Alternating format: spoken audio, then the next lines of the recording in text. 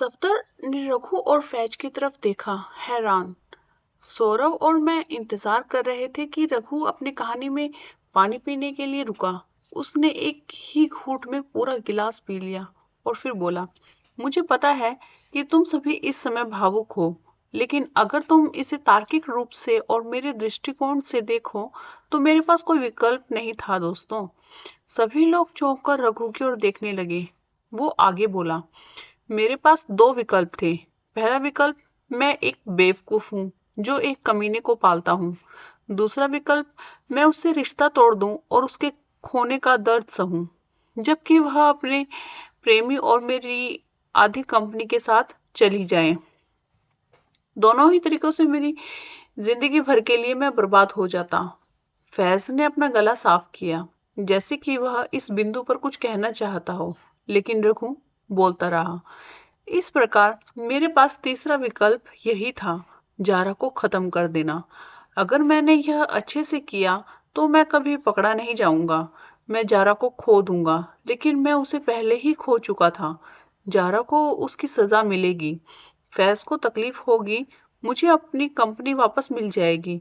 अगर योजना कामयाब रही तो यह बेवकूफ केशव घटना स्थल पर मिल जाएगा और मुझे सुरक्षित रखने के लिए पर्याप्त भ्रम पैदा करेगा। अरे, यह वह फैज को जेल में डालने वाला था।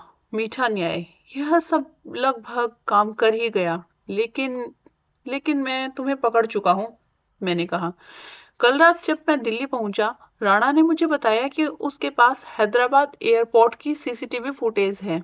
बस समय की बात है कि उन्हें प्लास्टर और बैकपैक पहने हुए कोई ऐसा व्यक्ति मिल जाए जो तुम्हारे जैसा दिखता हो।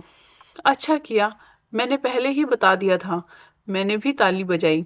और क्या चाहिए तुम्हें? नोबेल पुरस्कार? रघु चिढ़कर बोला। वह गर्भवती नहीं थी, फैज ने मेज की ओर देखते हुए दृढ़ स्वर में कहा। सभी फैज की ओर मुड़े। क्या? रघु ने कहा। नहीं, वह वाकई डरावना था, लेकिन वह गर्भवती नहीं थी। वह तुमसे इतनी जल्दी शादी करने की कोशिश नहीं कर रही थी क्योंकि वह चाहती थी कि तुम मेरे बच्चे की परवरिश करो। फैज ने अपने चेहरे को अपने हथेलियों से ढक लिया और फिर रो पड़ा। तुम लोग जानते हो कि हम इतने करीब क्यों आ गए? फैज ने रोते हुए कहा। उसने अपना फोन निकाला और हमें मशीन गन के साथ जारा और सिकंदर की सेल्फी दिखाई। सौरभ ने मुझसे कहा, यह वही तस्वीर है जो हमें जारा के पाकिस्तानी फोन में मिली थी। फैज ने कहा, जारा यह तस्वीर लेकर मेरे पास आई थी। क्यों? सफदर ने पूछा। उसने सिकंदर को बदलने, आतंकवादी गतिविधियों को छोड़ने के लिए मनाने की कोशिश की थी, लेकिन वो नहीं मान रहा था। जारा ने मुझे बताया कि उसे पता चला है कि सिकंदर ने पुरानी दिल्ली के एक होटल के कमरे में बंदूकें जमा कर रखी हैं, राजधानी में संभावित आतंकवादी साजिश के लिए। उसे कैसे पता चला? मैंने पूछा। उसने सिकंदर का भरोसा जीत लिया था, उसे यकीन दिलाया कि उसने जो कुछ किया था उसके बारे में उसका मन बदल गया है। उसने उसे राजधानी पर हमला करने की बड़ी योजना के बारे में बता दिया। वह उसके साथ खेल खेल रही थी। वह उसे स्टोरेज की जगह पर ले गया, यहीं पर उसने तस्वीर खींची थी। सौरभ ने कहा, मुझे भी इस फोटो के बारे में यही महसूस हुआ कि जारा किसी कारण से मुस्कुरा रही थी। फिर क्या हुआ? सफदर ने पूछा। मैं अधिकारियों को इसकी सूचना देना चाहता था, लेकिन जारा की एक शर्त थी। वह चाहती थी कि मैं साजिश को नाकाम कर दूं, लेकिन सिकंदर को छोड़ दूं। फैज ने कहा, तुमने ऐसा किया? मैंने पूछा। मेरी पहली गलती, मैंने मान लिया। मैं और क्या कर सकता था? मैं तब तक जहरा से प्यार करने लगा था, फैज ने कहा, नजरें नीचे करके किसी से नजरें मिलाने से बचने के लिए। प्यार, मेरा, माय लव। तुमने सलमा के बारे में कुछ नहीं सोचा? बच्चों के बारे में? सफदर ने पूछा। मुझे नहीं पता। मैं हमेशा से उसे सलमा से पहले भी चाहता था, लेकिन वह केशव की डेट कर रही थी और तब उसने कभी मेरी तरफ ध्यान ही नहीं दिया। अब जाकर जब मैंने उसे कमजोर पाया तो उसे पाने में सक्षम हुआ। कमजोर? मैंने पूछा। तुम लोगों का ब्रेकअप हो चुका था और फिर भी तुम शराब पीकर उसे फोन करते थे, बहुत दुखी रहते थे। इस बीच उसने स्थिर विकल्प के रूप में रघु को चुना था, जो उसने कहा था कि वह चाहती है। हालांकि कभी कभी और खास तौर पर तुम्हारे फोन करने के बाद उसे तुम्हारे साथ की दीवानगी की याद आती थी। मैंने उसे वह दिया और उसे पा लिया। कम से कम कुछ समय के लिए ही सही। सफदर ने कहा, तुमने जो किया वह बहुत शर्मनाक है। फैज ने कोई जवाब नहीं दिया। मैंने कहा, सिकंदर और बंदूकों के बारे में आप जो कह रहे थे उसे पूरा करो। मैंने रात में अपनी सेना इकाई में 5 लोगों को साथ लिया। हमने उन 2 लोगों को गोली मारी जो भंडार की रखवाली कर रहे थे। हालांकि मैंने सिकंदर को जाने दिया। फैज ने कहा, इसके बाद क्या हुआ? मैंने पूछा। हमने बंदूक और गोला बारूद पुलिस को सौंप दिया। उन्होंने खुशी खुशी इसका श्रेय लिया। अगले दिन हथियारों की बरामदगी पर एक छोटी सी खबर छपी। कोई आश्चर्य नहीं कि वह तुम्हें पसंद करती थी। वे ये दुस्साहसिक काम करते हुए, भले ही वह गैर कानूनी हो। रघु ने फैज की ओर देखे बिना कहा। फैज ने कहा, वह मुझे इसलिए पसंद करती थी क्योंकि मैं वास्तव में उसकी परवाह करता था और उसे वह जुनून और ध्यान देता था जिसकी उसे कमी महसूस हो रही थी। जब तुम शादीशुदा थे, रघु ने कहा। फैज ने कोई जवाब नहीं दिया। और कुछ फैज? मैंने पूछा। मैंने पैसे भी लिए थे। दूसरी गलती? फैज ने कहा। उसने अपनी आंखें बंद कर ली और उन्हें जोर से सिकोड़ लिया, जैसे कि उसे यह कबूल करना मुश्किल लग रहा हो। सिकंदर ने मुझे एक तोहफा भेजा था, सोने के बिस्किट। मैंने उन्हें रख लिया था। एक आर्मी ऑफिसर के तौर पर तुम वाकई बहुत ज्यादा नहीं कमा पाते। मैंने सोचा, अगर मैं तलाक ले लूंगा तो मुझे अपनी सारी संपत्ति सलमा को देनी पड़ेगी। सिकंदर से मिलने वाला सोना ज़ारा और मुझे एक अच्छी जिंदगी देगा। गद्दार! सिर्फ अपने परिवार के लिए ही नहीं बल्कि देश के लिए भी, सफदर ने कहा। मैं गद्दार नहीं हूँ, फैज चिल्लाकर बोला। मैंने अपने देश को एक बड़े आतंकी हमले से बचाया और मैं सलमा को छोड़कर ज़ारा से शादी कर लेता। सही काम किया, फैज ने कहा। उसका पूरा शरीर कांप उठा। मैंने सब कुछ खो दिया। किसी सहानुभूति की उम्मीद मत करो, सफदर ने कहा। फैज ने कहा, मुझे लालच आ गया है। मैं सोने के बिस्कुट पुलिस को सौंप दूंगा। सौरभ ने अपने बैग से चमकीले पीले बिस्कुट वाला प्लास्टिक बैग निकाला। तुम्हारा मतलब ये है? सौरभ ने पूछा। क्या? फैज का गुलाबी चेहरा अनार जैसा लाल हो गया। लंबी कहानी है, मैंने कहा, और तुमको बिस्किट किसी को देने की जरूरत नहीं है। हम सुनिश्चित करेंगे कि वे आपके सेना के वरिष्ठों तक पहुंच जाएं। लेकिन, फैज ने कहना शुरू किया, इससे पहले कि रघु ने उसे बीच में टोक दिया। तुमने उसका इस्तेमाल किया। जब बात अपने सौतेले भाई की आई तो वह कमजोर थी और तुमने उसका इस्तेमाल किया, रघु ने कहा। नहीं, जारा और मेरे बीच कुछ असली था। जारा मुझसे प्यार करती थी, रघु ने कहा। तुम नहीं, फैज ने कहा। आप तुम्हारे पास उसके लिए कभी समय था ही नहीं। तुम कहते हैं कि आपने उसके लिए कंपनी बनाई, लेकिन तुमने उसे कभी समय तो नहीं दिया। मेरी कंपनी ही मेरे पास है और यह हमारे लिए थी। उसे समझना चाहिए था, रघु ने कहा। उसकी आवाज धीमी पड़ गई। फैज ने कहा, वह समझ गई थी और उसे हमारे किए पर पछतावा हुआ। उसने हमारा रिश्ता खत्म कर दिया था। वह नहीं चाहती थी कि मैं अपनी पत्नी को तलाक दूं। वह बस दूर जाना चाहती थी, तुम्हारे साथ एक नई शुरुआत करना चाहती थी। लेकिन तुम्हारा तो एक अफेयर था। हाँ, यह एक गलती थी, लेकिन तुम इसके लिए लोगों की हत्या नहीं करोगे। तुम्हें पता नहीं कि यह कैसा लगता है, रघु ने कहा। तभी सायरन की आवाज ने उसे बीच में टोक दिया। मैंने कहा, यह इंस्पेक्टर राणा और उनकी टीम होनी चाहिए। क्या तुम सीरियस हो?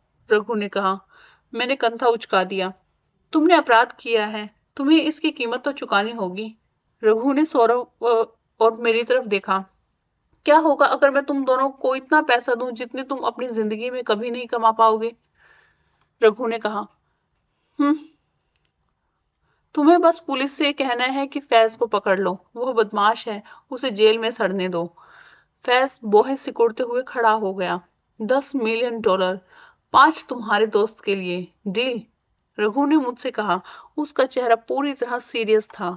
मैं रघु के पास गया और उसका कॉलर पकड़ लिया। उसने मुझे छोड़ दिया।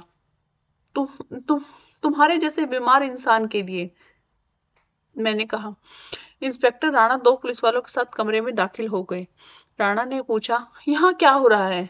मैंने कहा, इंस्पेक्टर साहब, अब चौकीदार की जगह करोड़पति को लाने का समय आ गया है। मैं पुलिस जीप की पिछली सीट पर घूमकर हमारे पीछे आ रही वैन को देखने लगा। चिंता मत करो, यह भाग नहीं सकता। ऐसा सिर्फ फिल्मों में होता है, राणा ने कहा। सौरभ और मैं इंस्पेक्टर की जिप्सी में सवार होकर हौज खास पुलिस स्टेशन की ओर जा रहे थे। राणा, जो आगे बैठा था, के चेहरे पर हमेशा मुस्कान बनी रहती थी। केशव, राणा ने कहा। जी श्रीमान, तुम लोग अच्छे हो, तुमने कभी हार नहीं मानी, बहुत बढ़िया। धन्यवाद सर। सौरभ और राणा मुस्कुराए। यहाँ कोई ट्रैफिक नहीं है, तुम तेज गाड़ी चला सकते हो, मैंने ड्राइवर से कहा, जो बैलगाड़ी की रफ्तार से आगे बढ़ रहा था। ठीक है, मैंने उसे धीरे चलने को कहा, राणा ने कहा। क्यों, मैंने पूछा। राणा ने पीछे देखने वाले शीशे में हमारी ओर आंख मारी। उन्होंने कहा, इससे मीडिया को आने के लिए पर्याप्त समय मिल जाएगा। सौरभ ने कहा, ओह बेशक, कल सुबह राणा दिल्ली का स्टार पुलिस अधिकारी होगा। किस इंस्पेक्टर में इतनी हिम्मत थी कि वह चौकीदार को छोड़ दे और एक करोड़पति को जेल डाल दे? राणा ने हमारी ओर पीठ करके कहा, मैं डबल प्रमोशन के बारे में सोच रहा हूँ। सौरभ ने कहा, ट्रिपल प्रमोशन क्यों नहीं? राणा ने कहा, क्या? इससे पहले कि वह व्यंग्य समझ पाता, उसका फोन बज उठा। दिल्ली पुलिस के जनसंपर्क विभाग ने उसे यह आश्वासन देने के लिए फोन किया था कि दिल्ली का पूरा मीडिया आ रहा है। जब राणा फोन पे बात कर रहा था, मैं खिड़की से बाहर पूर्णिमा के चांद को देख रहा था। भाई, सौरभ ने कहा। हाँ बोलो, मैंने कहा। बधाई हो। हाँ, तुम्हें भी, मैंने धीमी आवाज में कहा। क्या तुम खुश हो? हाँ, मैं हूँ। तुम खुश क्यों नहीं लग रहे हो? तुम्हें पता चल गया कि हत्यारा कौन है? मुझे कुछ और भी पता चला। क्या? अपने आखिरी दिन उसे मेरी याद नहीं आई थी। वो सारी बातें उसे नहीं हुई थी, वो पहले ही मर चुकी थी। हाँ, सौरभ ने कहा, रघु ने भेजे थे। काश मुझे यह बात ना पता चलती। मेरी आंख से एक आंसू गिर पड़ा, हालांकि मैंने खिड़की से अपना चेहरा बाहर निकालकर उसे छिपाने की कोशिश की। पुलिस स्टेशन पर तेज आवाज और चमकती लाइटों ने हमारा स्वागत किया। राणा सर, बाईं ओर देखिए, एक फोटोग्राफर ने कहा। राणा सर, कृपया सही पोज दीजिए, दूसरे ने कहा। एक रिपोर्टर ने कहा, राणा सर, एबीपी न्यूज कृपया पहले बयान दें। मीडिया कर्मियों की चीख पुकार, कैमरों की क्लिकिंग और सैकड़ों फ्लैश बल्ब्स ने हमें जिप्सी से बाहर निकलते ही अभिभूत कर दिया। मैंने इंस्पेक्टर राणा को पुलिस स्टेशन के प्रवेश द्वार पर एक रिपोर्टर से बात करते हुए सुना। मुझे यह कहते हुए खुशी हो रही है कि हमने जारालॉन हत्याकांड को सुलझा लिया है। हत्यारा रघु वेंकटेश है, जो जारालॉन का मंगेतर है और हैदराबाद में एक टेक कंपनी का मालिक है। जैसा कि हम देख सकते हैं, साहसी दिल्ली पुलिस अमीर लोगों को गिरफ्तार करने से नहीं डरती। श्री रघु वेंकटेश को गिरफ्तार कर लिया गया है। चौकीदार लक्ष्मण रेड्डी को तुरंत रिहा किया जाएगा। मैं सुबह 4 बजे उठ गया था ताकि 5 बजे कब्रिस्तान पहुंच सकूं, इतनी जल्दी कि कोई मुझे देख ना सके। मैंने ज़ारा का पसंदीदा फूल, सफेद गुलाब, उसकी कब्र पर रखा। मुझे नहीं पता कि मैं तुम्हारे लिए इतना मायने रखता था या नहीं, लेकिन तुम मेरे लिए बहुत मायने रखती थी, मैंने कहा। मैं घुटनों के बल बैठ गया। मैंने झुककर अपना माथा जमीन से छुआ। मैं तुमसे प्यार करता था ज़ारा, मैंने कहा। शायद बहुत ज्यादा करता था। शुक्रिया, मुझे यह दिखाने के लिए कि प्यार क्या होता है, और मुझे यह सिखाने के लिए भी शुक्रिया कि कभी किसी से बहुत ज्यादा प्यार नहीं करना चाहिए। मैं जाने के लिए खड़ा हो गया। अलविदा ज़ारा, मैं तुमसे प्यार नहीं करता। दोस्तों, मैं अब आखिरी चैप्टर पढ़ने जा रही हूँ, द गर्ल रूम 105 का। अगर आपको ये कहानी अच्छी लग रही है तो प्लीज़ लाइक, सब्सक्राइब और बेल आइकन को प्रेस जरूर करें, ताकि नेक्स्ट बुक जब मैं पढूं तो सबसे पहले नोटिफिकेशन आप तक पहुंच जाए। Thank you. 3 महीने बाद, थोड़ा ऊपर, मैंने कहा। बढ़ई और उसके सहायक ने दुकान से 6 इंच ऊपर बोर्ड लगा दिया। मैंने उसे जोर से पढ़ा। जे डिटेक्टिव्स। सौरभ ने हमारी नई एजेंसी का नाम सुझाया था। हमने मालवीय नगर में 100 वर्ग फीट की एक छोटी सी दुकान किराए पर ली थी। हमने जेड डिटेक्टिव्स के लिए एक वेब पेज और सोशल मीडिया अकाउंट भी बनाए थे। मुझे उस नाम के पीछे का तर्क फिर से बताओ, मैंने हमारी एजेंसी में मौजूद 2 लकड़ी की कुर्सियों में से एक पर बैठते हुए कहा। जेड वर्णमाला का आखिरी अक्षर है। सबसे बढ़िया, जैसे वीवीआईपी को दी जाने वाली जेड श्रेणी की सुरक्षा सबसे बढ़िया है। सुनने में भी बढ़िया लगता है, सौरभ ने कहा। इसलिए तुमने इसे जेड कहा। मैंने एक ऊपर करके कहा। सौरभ ने कहा, तुम भी जासूस हो, इसका पता लगाओ। मैं मुस्कुराया। सौरभ ने कहा, शुरू में मुझे वह पसंद नहीं आई क्योंकि उसने तुम्हारे साथ जो किया, लेकिन अब मुझे एहसास हुआ कि वह भी इंसान थी और उसने ही हमें जीवन में एक नई राह दिखाई। वह इस छोटी सी श्रद्धांजलि की हकदार है। धन्यवाद, मैंने कहा और सौरभ के बालों में हाथ फेर दिया। अब बिना मिठाई की दुकान कैसे खुल सकती है? रुको, मैं इस नई मिठाई की दुकान पर फोन करता हूँ। तुम्हें उनकी जलेबियां तो चखनी ही होंगी।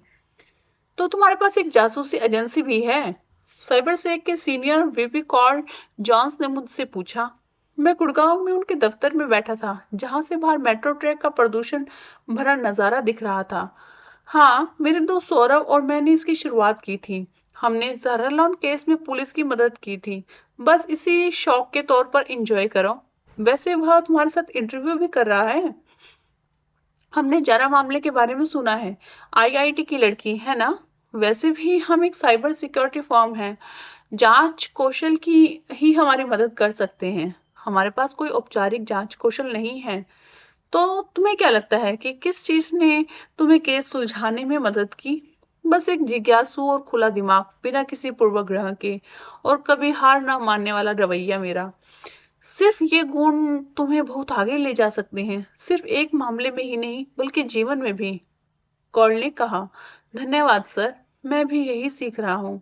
फिर भी मैं तुम्हारी सोच जानना चाहता हूँ। मुझे बताओ कि तुमने इस मामले को किस तरह सुलझाया। हाँ, चंदन ने कहा।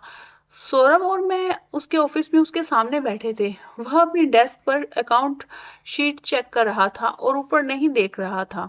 सौरभ ने कहा, हमें आपसे बात करनी है। मेरे पास समय नहीं है और तुम यहाँ क्या कर रहे हो? जाओ पढ़ाओ। हम नौकरी छोड़ रहे हैं, मैंने कहा।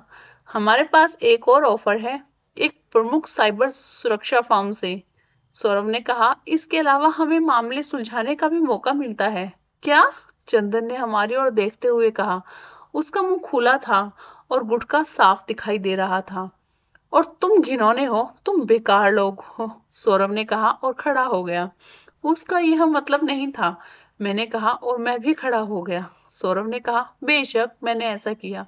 ठीक है, हो सकता है उसने ऐसा किया हो। भाड़ में जाओ चंदन, अलविदा, मैंने कहा। हम देर रात मेरे बेडरूम में बैठे थे। सौरभ अपने फोन पर बात कर रहा था। हमने अभी अभी 6 पैक डिनर खत्म किया था, जो अपने फिटनेस संबंधी नाम के विपरीत था। इसमें मैगी नूडल्स के 6 पैक पकाने वाले शामिल थे। सौरभ ने अपना फोन उठाया और मुझे एक बड़ी मुस्कान दी। इतना खुश क्यों हो? मैंने पूछा। टिंडर पर नया मैच। रियली? हाँ, सॉफ्टवेयर इंजीनियर। उसे यह बात बहुत पसंद है कि हम जासूस हैं। हम मैंने उसे तुम्हारे बारे में भी बताया, और हम 1 घंटे में हौज खास विलेज में ड्रिंक्स के लिए मिल रहे हैं। वह अपनी सबसे अच्छी दोस्त को साथ ला रही है। तैयार हो जाइए mister detective. Okay friends, bye bye, take care.